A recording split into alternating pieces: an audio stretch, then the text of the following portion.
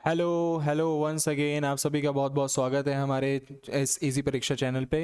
इसी परीक्षा YouTube platform के थ्रू हम आप पे बहुत सारे हम आपकी हेल्प करना चाहते हैं कि स्पेशली आपने जैसे देखा होगा कि हमारे मेंस का एग्जामिनेशन अब जस्ट हमारे पास कुछ ही वक्त का टाइम है एंड हमारे मेंस का एग्जामिनेशन आने वाले हैं। इन मेंस के एग्जामिनेशंस की तैयारी के लिए हमारे इस प्लेटफॉर्म पे इजी परीक्षा प्लेटफॉर्म पे बहुत सारे टीचर्स हैं जो आपकी हेल्प करना चाहते हैं इस एमपीपीएससी मेंस एग्जामिनेशन को क्रैक करने के लिए। एंड मेरा नाम वैभव है एंड यहाँ पे मैं आपकी इकोनॉमिक्स में मदद करना चाहता हूँ। जैसा कि आपने मेरे ऑलरेडी एक दो लेक्चर्स देखे होंगे, इन दो लेक्चर्स में मैंने आपको इंट्रोडक्शन से स्टार्ट किया था, सिलेबस डिस्कशन किया, इंट्रोडक्शन के बारे में पढ़ाया एंड इंट्रोडक्शन के साथ साथ हमने यहाँ पे फाइंड आउट किया है कि हमने आपको माइक्रो मैक्रो के concept, simple economy, complex economy, इन सारी चीज़ों के बारे में हमने आपके बारे में बताया था। एंड येस्टरडे हमने सर्कुलर फ्लो ऑफ इकोनॉमी के बारे में पढ़ा था जिसमें हमने आपको बताया था कि हमारी पूरे इकोनॉमी में किस तरीके से house hold, firms, government sector और जितने भी बैंक्स हैं, बैंकिंग इंस्टीट्यूशंस हैं, वो किस तरीके से वर्क करते हैं। आज हम इसी लेक्चर को थोड़ा अपग्रेड करेंगे एंड थोड़ा इसके आगे हम पढ़ना स्टार्ट करेंगे जिसमें हम आपको बताएंगे द 4 सेक्टर्स ऑफ इकोनॉमी, या जिसमें हम बात कर सकते हैं जो इकोनॉमी में हमारे सेक्टर्स जिनके बारे में हमने डिस्कशंस किया था सर्कुलर फ्लो ऑफ इकोनॉमी में, उनका कंट्रीब्यूशन किस तरीके से हमारे यहाँ पे होता है। ओके, सो हम स्टार्ट करते हैं today starting from the sectors of economy. Okay, sectors of economy.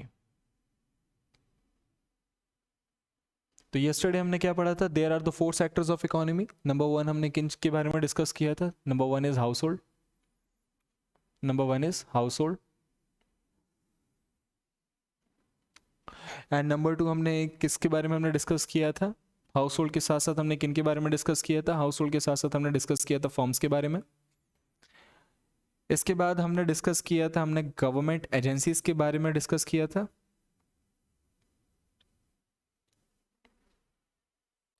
And इनके बाद और इन तीनों चीज़ों को जो कोरिलेट कर रहा था, लिंक कर रहा था, वो था हमारे पास क्या? बैंक। क्या था? बैंक। तो हमने पढ़ा था कि ये दो 4 सेक्टर्स हमने सर्कुलर फ्लो ऑफ इकोनॉमी में पढ़ा था और ये दो 4 सेक्टर्स हमारे सर्कुलर फ्लो ऑफ इकोनॉमी में बहुत ज़्यादा इंपॉर्टेंट है। अब हमने फाइंड आउट किया था कि हाउस होल्ड से हमको क्या मिलता है, तो हाउस होल्ड से हमने सारी चीज़ों में हमने फाइंड आउट किया कि हाउस होल्ड क्या करता है। House hold will focus on the 4 things, that is what? Land, labour, capital, entrepreneurs. किन चीज़ों पे फोकस करता है? Land, labour, and capital, and the last one is entrepreneurship.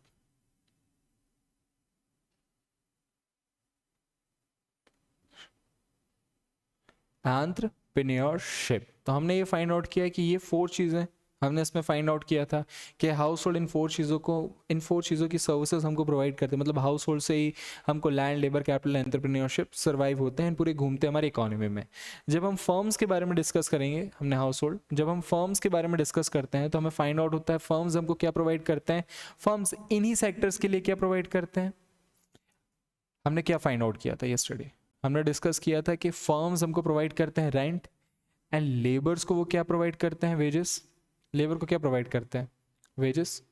Wages के साथ साथ क्या प्रोवाइड करते हैं? सैलरी। सैलरी के साथ साथ हमने फाइंड आउट किया था वेजेस, सैलरी, ये सारी चीज़ें किसको प्रोवाइड की जाती है? लेबर को। एंड इसके बाद कैपिटल की अगर बात की जाए तो कैपिटल में वो किन चीज़ों को कोरिलेट करते हैं? कैपिटल को वो क्या चीज़ें प्रोवाइड करते हैं? तो कैपिटल में मिलता क्या है? इंटरेस्ट। क्या? इंटरेस्ट। आई होप आप कमेंट सेक्शन में जाके जो भी इससे रिलेटेड क्वेश्चंस होंगे आप प्लीज़ उसमें बताइएगा ताकि हम आपकी और भी ज़्यादा हेल्प कर सकें और अपने कंटेंट को और भी ज़्यादा रिच कर सकें। Okay, and the next one is firms के बाद हमने प्रोवाइड किया था एंटरप्रेन्योरशिप को क्या मिलता है? That is profit. क्या मिलता है? प्रॉफिट। ओके, तो हमने फाइंड आउट किया the 4 things of the house hold is related with the firm and यहाँ पे इनके बीच में कोरिलेशंस हो रहे थे। हमने गवर्नमेंट की अगर स्पेसिफिक बात की जाए तो गवर्नमेंट में हमने फोकस किया था,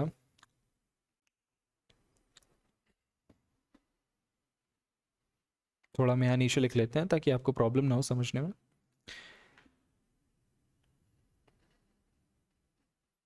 गवर्नमेंट से हमने क्या फाइंड आउट किया था?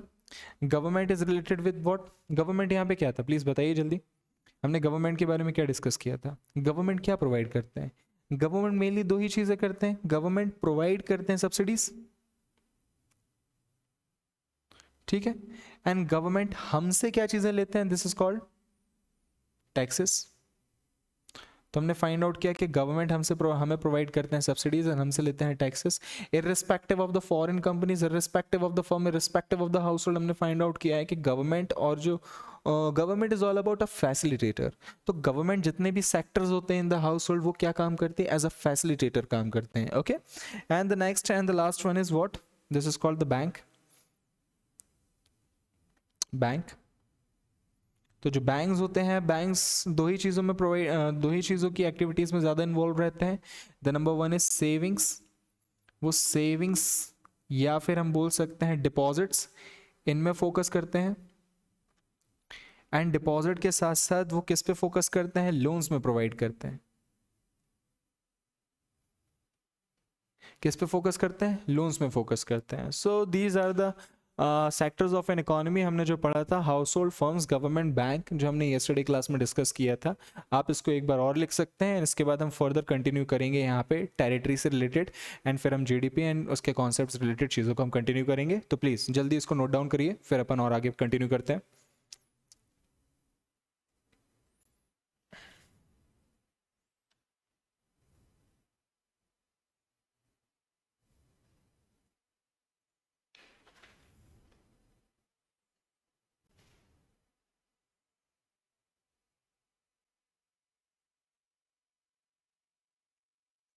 ओके, आई होप आपने लिख लिया होगा। सो हमने जब बात करी सेक्टर ऑफ इकोनॉमी की, द 4 सेक्टर्स ऑफ इकोनॉमी, और इनमें कुछ चीज़ों में इंक्लूड होता है द फिफ्थ वन, जिसमें हमने फाइंड आउट किया था the external sectors. And external sector is all about the MNCs, but important हमारे लिए ये है, तो इसको आप काफ़ी अच्छे से कवर अप कर लीजिए, याद कर लीजिएगा। एंड नेक्स्ट वन, आप लोग प्लीज़ बताइए, आप कमेंट सेक्शंस में जाके आप कमेंट कर सकते हैं, एंड हमसे जो भी क्वेश्चंस हैं regarding the circular flow of economy आप पूछ सकते हैं। जो भी अपकमिंग लेक्चर्स में हम आपको बताएंगे, आप डेफिनेटली आप यहाँ पे हमसे क्वेश्चंस कर सकते हैं। And the next one, sectors of economy, ये हमने कंप्लीट कर लिया। इसके बाद हमारे लिए सबसे ज़्यादा इंपॉर्टेंट अभी यहाँ पे है, this is called domestic territory.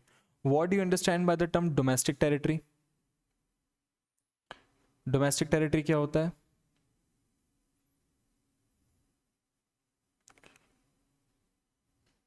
What do you understand by the term domestic territory?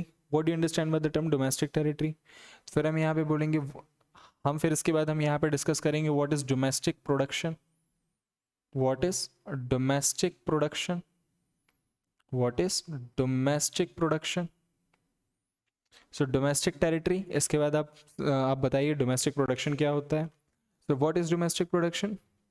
Production of all goods and services, production of all goods and services within a territorial boundary of India within a financial year. ये चीज़ें क्या है, domestic production है। तो इसमें 3 components क्या क्या important है, what is the 3 components important in the domestic production? That is with in an accounting year,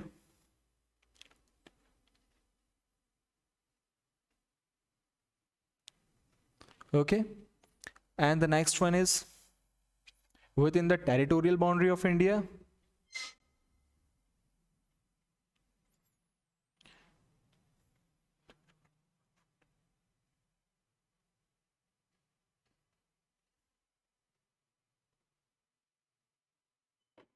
territorial boundary of India, and the last one is क्या था, within an accounting year, territorial boundary of India. अरे भैया, the goods and services, production of all goods and services, है ना, ये अपने discuss किया था, the production of all goods and services, production of all goods and services within a territorial boundary of year, within an accounting year, okay, within an accounting year. Okay, so ये 3 components हैं हमारे किसके अंदर, domestic production के अंदर।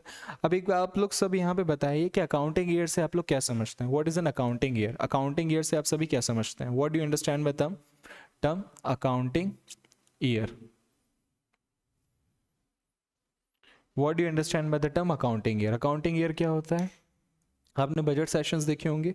Budget sessions जब pass out होते हैं तो अपकमिंग बजट सेशंस में हम ये बोलते हैं, जैसे कि हमने जितने भी बजट सेशंस देखे होंगे हम उस पर डिस्कस करते हैं कि बजट जो भी वहाँ पे एक्सपेंडिचर एंड रिसीट हैं उन सारी चीज़ों को with in an accounting year, the upcoming accounting year हम यहाँ पे इम्प्लीमेंट करने वाले हैं। ओके, सो बेसिकली हमारे यहाँ पे अकाउंटिंग ईयर क्या होते हैं, गवर्नमेंट के लिए क्या होता है अकाउंटिंग ईयर, कि उनका जो भी बजटोरियल बजट के अंदर जितनी भी चीज़ें उसमें मेंशंस हैं, the expenditure and the receipt, वो इस अकाउंटिंग ईयर के अंदर उन सारे टारगेट्स को अचीव करेंगे। अकाउंटिंग ईयर कब से कब तक हमारे लिए स्टार्ट होता है, कब से कब तक स्टार्ट होता है, अप्रैल से लेके मार्च। अब डेफिनेटली आप यहाँ पे डेट लिख सकते हैं, the 1 March two March 31। Okay, ये हमारे यहाँ पे अकाउंटिंग ईयर है। इसके बाद हम यहाँ पे पढ़ेंगे डोमेस्टिक प्रोडक्शन के साथ साथ what do you understand by the term, okay, what do you understand by the term gross domestic production, what do you understand by the term the gross domestic production, okay, what do you understand by the term the gross domestic production. Please आप लोग यहाँ पे बताइए, gross domestic production से आप क्या समझते हैं, gross domestic production, gross domestic production. So अभी हमने डिस्कस किया डोमेस्टिक प्रोडक्शन के बारे में। ग्रॉस में क्या होता है, when in come to the topic of the gross, gross domestic production is a production of all goods and services, production of all goods and services, production of all goods and services, production of all goods and services within a financial year,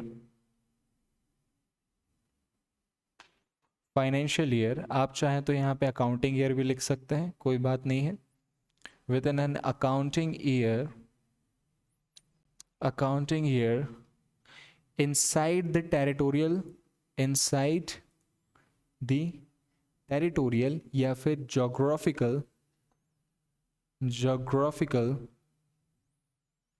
boundary of India, geographical boundary of India। Okay, I hope आप सभी को समझ में आया होगा GDP. अब यहाँ पे सबसे इंपॉर्टेंट चीज ये है, जीडीपी इंक्लूडेड डेप्रिसिएशन। अब एक चीज बताइए, डेप्रिसिएशन हमने क्यों बताया, हमने तो सिर्फ ये बताया ना कि ग्रॉस डोमेस्टिक प्रोडक्शन में जितने भी गुड्स एंड सर्विसेज प्रोड्यूस हो रहे हैं with in an accounting year, it is all about the GDP. लेकिन आप लोग यहाँ पे ये भी तो देखिए कि जीडीपी में अभी हमने यहाँ पे लॉसेस की बात नहीं की, हमने सिर्फ बताया ना कि जितने भी प्रोडक्शन हो रहे हैं ऑल गुड्स एंड सर्विसेज के। लेकिन आप लोग एक बात बताइए कि जितने भी कैपिटल्स हमारे यहाँ पे यूज़ हो रहे हैं, जितने भी मशीन्स हमारे यहाँ पे यूज़ हो रही हैं, उन सारी मशीन्स में नॉर्मल टूट फूट तो होती है, एंड वो जो नॉर्मल टूट फूट है उसको हम कैसे कैलकुलेट करेंगे, इट्स अ लॉस, किसी की जेब में वो पैसा नहीं जाएगा। सो depreciation is included in the GDP, क्योंकि अभी हमने यहाँ पे लॉस की बात तो कही नहीं है। जब हम नेट की बात करते हैं, सो यहाँ पे है ग्रॉस, इस वर्ड पे आप फोकस करिएगा, ग्रॉस इंक्लूडेड डेप्रिसिएशन। जब हम नेट डोमेस्टिक प्रोडक्ट की बात करते हैं तो वहां पे डेप्रिसिएशन को हम माइनस कर देते हैं, क्योंकि depreciation is all about our losses. Depreciation क्या होता है, depreciation is a loss, depreciation is a loss. अब ये क्यों होता है, depreciation is loss, because of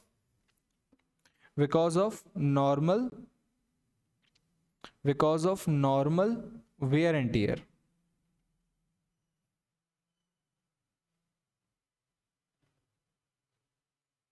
normal wear and tear, तो हो सकता है कि नॉर्मल वेयर एंड टियर के थ्रू आपको यहाँ पे डेप्रिसिएशन हम यहाँ पे ऑलरेडी कैलकुलेट करते हैं, but in the gross domestic production हमने यहाँ पे फाइंड आउट किया है ग्रॉस डोमेस्टिक प्रोडक्शंस में डेप्रिसिएशन इंक्लूडेड होता है। तो एक बहुत सिंपल सा हम आपको फॉर्मूला बताते हैं, उस फॉर्मूला को आप लोग बहुत ध्यान से देखिएगा। ओके, यहाँ तक आपको स्टोरी क्लियर होगी, आई होप सो। सो इसके बाद क्या होता है, जीडीपी जब हम बात करते हैं तो GDP is a gross term. ये जो जी है ये किस चीज़ को दर्शाता है, जीडीपी दर्शाता है, जीडीपी का जो जी है ये दर्शाता है ग्रॉस को। ग्रॉस में इंक्लूडेड होता है क्या, डेप्रिसिएशन। तो व्हेन, जब हम यहाँ पे जीडीपी में से माइनस कर देते हैं डेप्रिसिएशन को, माइनस कर देते हैं हम डेप्रिसिएशन को, तो यहाँ पे वैल्यू आ जाती है जीडीपी। जीडीपी आएगी, क्या आएगी, GDP minus depreciation is all about, अभी जस्ट ऊपर बताया था यार, एनडीपी। एनडीपी क्या होता है, एनडीपी होता है नेट डोमेस्टिक प्रोडक्ट। क्या होता है, नेट डोमेस्टिक प्रोडक्ट। ओके, तो आई होप आपको समझ में आएगा। ये जो एन है, ये एन किससे रिलेटेड है, नेट से रिलेटेड है। Okay, so the N is related with N N, ये net. Okay, so N is related with your net. तो आई होप आपको समझ में आया होगा, GDP minus depreciation is all about NDP, जो कि है नेट डोमेस्टिक प्रोडक्ट। ओके, तो अभी अब इस चीज़ों का फटाफट लिख लीजिए, फिर अपन इसके आगे और चलते हैं। Okay,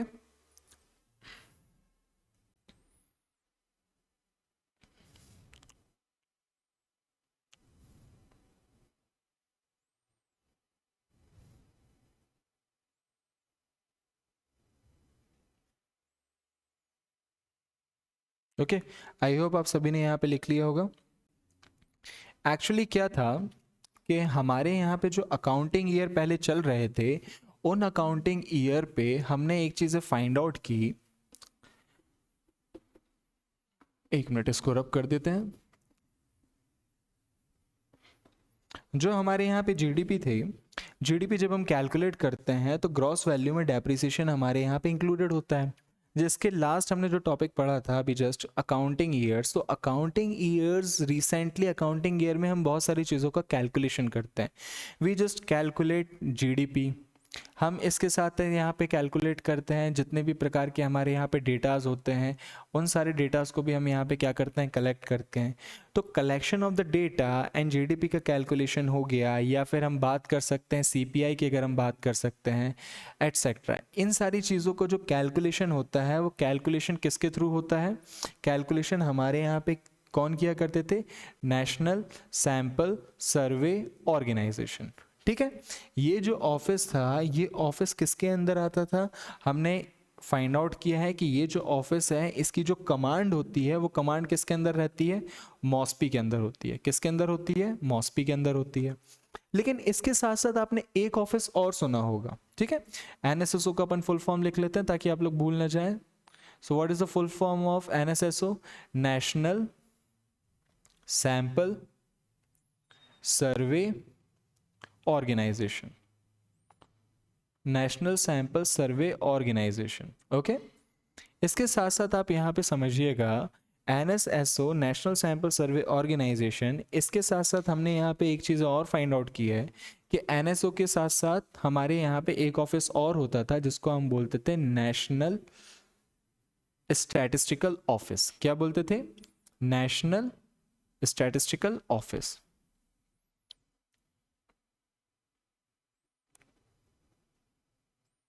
national statistical office. तो क्या हुआ, अभी पिछले कुछ समय से हम देख रहे हैं कि जो गवर्नमेंट थी हमारे यहाँ की, प्रेजेंट गवर्नमेंट थी, उन्होंने पिछले काफ़ी सालों से नोटिस किया है कि एनएसएसओ एंड एनएसओ दोनों के जो काम है काफ़ी बटे हुए हैं। दोनों मिलके भी काम करते हैं बट दोनों के काम काफ़ी बटे हुए हैं। इसके कारण जो हमारी मॉस्पी है, Ministry of statistical and programme Implementation, उसका जो काम है वो काफ़ी ज़्यादा डिवाइड हो जाता है। तो for better governance and minimum government, ये जो गवर्नमेंट का एजेंडा था, हमारी रिसेंट अभी जो गवर्नमेंट चल रही है, उन गवर्नमेंट का जो एजेंडा था उसमें कहा जा रहा था क्या, कि हमारे यहाँ पे जो गवर्नेंस है, गवर्नेंस को प्रमोट करना है एंड गवर्नमेंट को कम करना है। So under the banner of maximum governance minimum government, इन दोनों ऑफिस को क्या कर दिया गया, मर्ज कर दिया गया। ठीक है, तो यहाँ पे एनएसओ ऑफिस को क्रिएट किया गया, जो कि ऑलरेडी था national statistical office.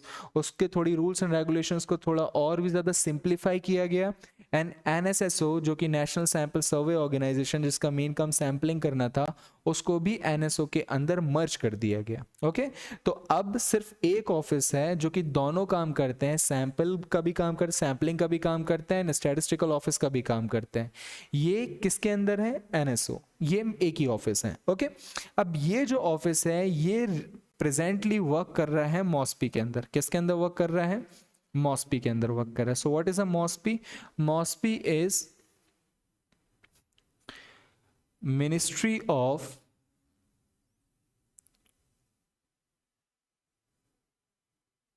Statistical and programme implementation.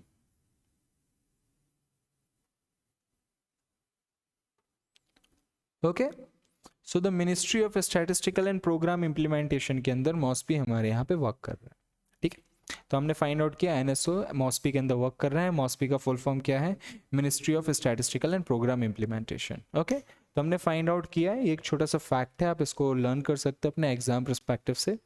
इसके बाद हम यहाँ पे फाइंड आउट करते हैं कि जो मेनली, आप इस चीज़ को लिख लीजिए, फिर हम इसको बताएंगे कि मेनली ये जो ऑफिस होते हैं इनकी वर्किंग स्टाइल किस तरीके से होती है। इनकी जो वर्किंग स्टाइल होती है, इन वर्किंग स्टाइल में क्या क्या चीज़ों को हम इंक्लूड करेंगे और क्या क्या चीज़ों को एक्सक्लूड करना है, इन दोनों चीज़ों को समझना बहुत ज़्यादा ज़रूरी है।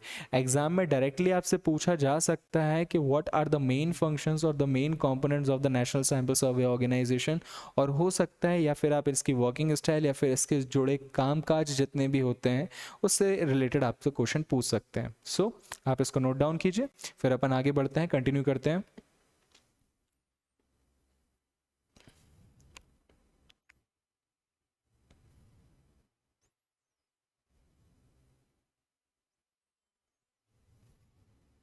ओके, सो आई होप आपने लिख लिया होगा।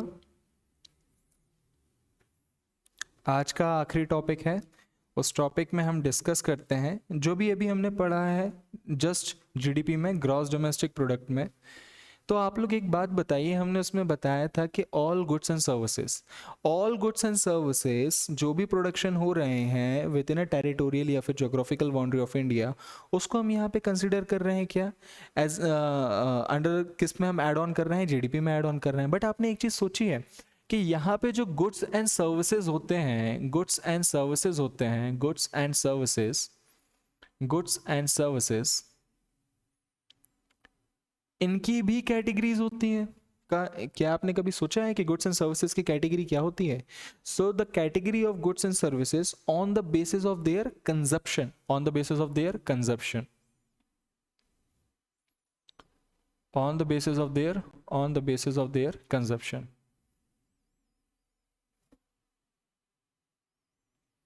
on the basis of their consumption, इनकी कुछ कैटेगरी होती है। ओके, सो सबसे फर्स्ट हम यहाँ पे पढ़ेंगे on the basis of their consumption. यहाँ पे कैटेगरी होती है एक फाइनल गुड्स एंड सर्विसेज की, फाइनल गुड्स एंड सर्विसेज की एक कैटेगरी क्या है? फाइनल गुड्स एंड सर्विसेज की। एक कैटेगरी इसके बाद कौन सी होती है? This is called an intermediate goods, intermediary goods, and the last one is the capital goods. Okay, the last one is capital goods. मैं आप सभी से एक क्वेश्चन पूछना चाहूंगा, what are the difference between intermediate goods and capital goods?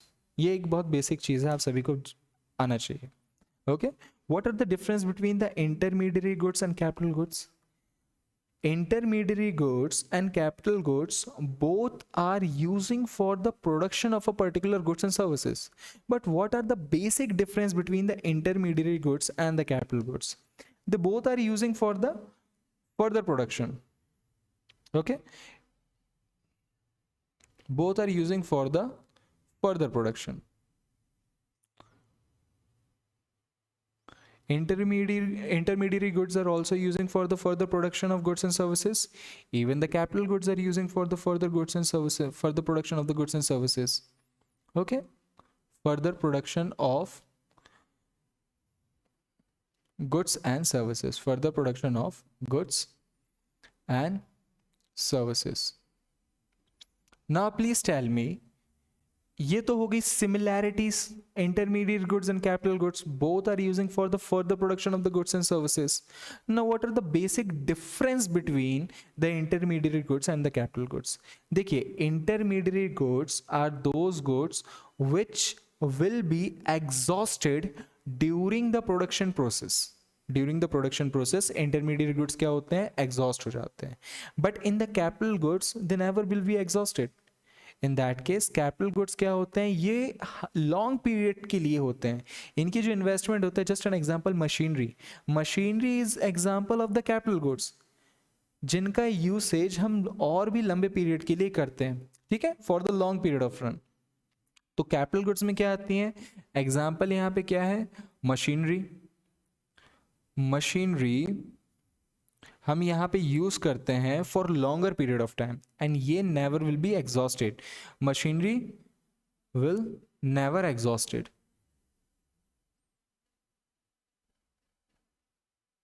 Machinery will never exhausted. And हमने यहाँ पे क्या फाइंड आउट किया है, यहाँ पे एग्जाम्पल क्या हुआ, मशीनरी जो कि कभी एग्जॉस्ट नहीं होती है. But in the case of intermediate goods are the example is raw material. क्या होता है, raw material. Again the beautiful example, the pen. इसमें जो हमने प्लास्टिक का यूज किया होगा, ये प्लास्टिक हमने as a raw material use किया होगा एंड ड्यूरिंग द प्रोसेस हम जब इसको फाइनल शेप्स दे रहे हैं तो ये अपनी ओरिजिनलिटी क्या कर चुका है, खो चुका है.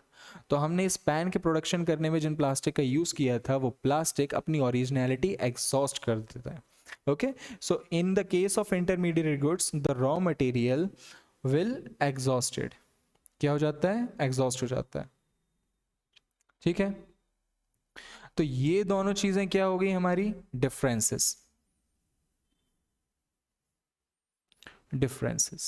एंड ये दोनों चीजें क्या हो गई हमारी, जो फर्स्ट वन थी फर्दर प्रोडक्शन इन, ये वाली ये क्या हो गई थी हमारी, सिमिलैरिटीज. सो आई होप आपको समझ में आया होगा intermediate goods and capital goods. And यहाँ पे जो हमने सबसे फर्स्ट लिखा था final goods and services. Final goods and services all those goods जिनका इस्तेमाल आप अपनी फाइनल डिजायर को फुलफिल करने के लिए कर रहे हैं, उसे हम बोलते हैं the final goods and services. Final goods and services production cycle से बाहर होता है. Final goods and services always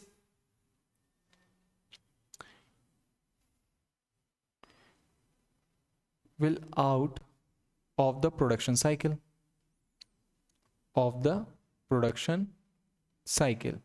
but मान लेते हैं हम यहाँ पे एक और एग्जांपल लेते हैं. जस्ट एन एग्जांपल, हमने यहाँ पे बोला था कार. एग्जांपल हमने लिया यहाँ पे क्या, कार.